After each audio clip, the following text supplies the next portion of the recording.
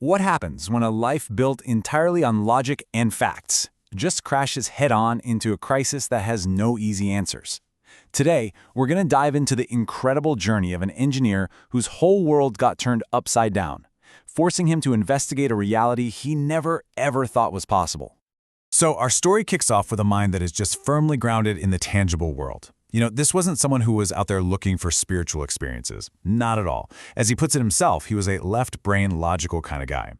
He was raised Catholic, and for him, the whole idea of spirit communication was something for saints, or maybe demon worshippers. And since he didn't see himself as either one, he never gave it a second thought. His world was all about variables, equations, and hard, cold evidence. But then, a major life event comes along and forces this huge shift. All of a sudden, his comfortable world of logic and known variables just felt totally inadequate. He found himself wrestling with the biggest questions of all, right? Where do I come from? Why am I even here? And where do I go when I'm gone? Yeah, these are not problems you can solve with a calculator.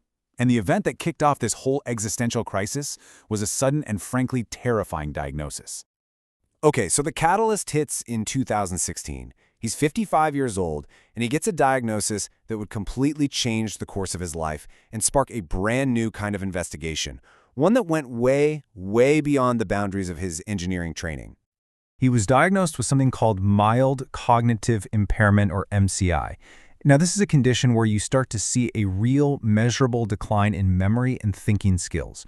For him, this was especially terrifying because his own father had passed away from Alzheimer's disease just over a decade earlier. So this diagnosis, it wasn't just some medical issue.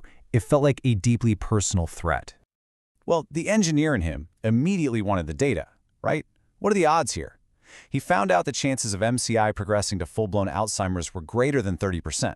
So, with this prospect of an incurable disease just looming over him and no way to get a more precise number, he turned all those research skills toward a totally new target, proving that his consciousness, his actual self, would continue to exist even if his mind and his body failed him. So his search for proof leads him to an Afterlife Research and Education Institute conference, and he takes what he sees as the next logical step in his new investigation. He books a reading with an evidential medium. This is someone whose whole goal is to provide specific, verifiable facts, and he was really hoping to make contact with his father. His objective was crystal clear. I mean, he'd lost his dad recently, so he figured that if anyone was going to come through and offer some kind of assurance, it would be him. That would be the solid proof he was looking for. But that's not what happened. It wasn't his father who made contact first. And this unexpected twist is exactly what made the whole experience so compelling for his logical mind. See, if it had been his dad, he could have just brushed it off as wishful thinking. But this was something else entirely. The very first person to come through was a cousin he hadn't spoken to in over 40 years. This cousin had served in Vietnam, struggled deeply when he came back, and had tragically passed away from an overdose. I mean, this connection was completely out of left field. And this is where the evidence just gets incredibly specific. The medium didn't just name the cousin. She started describing his state of mind at the exact moment of his passing. And even more astonishing, she relayed details from private letters the cousin had written from Vietnam. Letters that were so horrific, the engineer had actually destroyed them years ago. No one else on Earth knew what was in them.